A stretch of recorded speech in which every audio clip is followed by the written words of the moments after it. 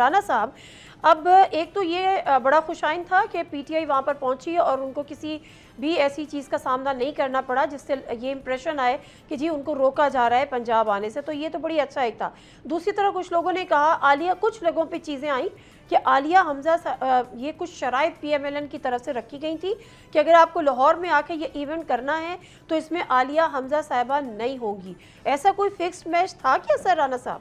देखिए, कोई ऐसा ना कोई फिक्स्ड मैच था और ना कोई रुकावट है पीटीआई के मेंबर्स के ऊपर कि वो ट्रैवल कर सकें या चीफ मिनिस्टर मूवमेंट कर सकें। वो जो 26, इसको कंफ्यूज हमें नहीं करना चाहिए, क्योंकि 24 या 26 नवंबर को जब ये इस्लामाबाद आए थे गंडापुर साहब, तो इस्लामाबाद हाई कोर्ट ने इजाज़त नहीं दी हुई थी इनको कि वो डी चौक में आए या इस्लामाबाद में एहतजाज करें।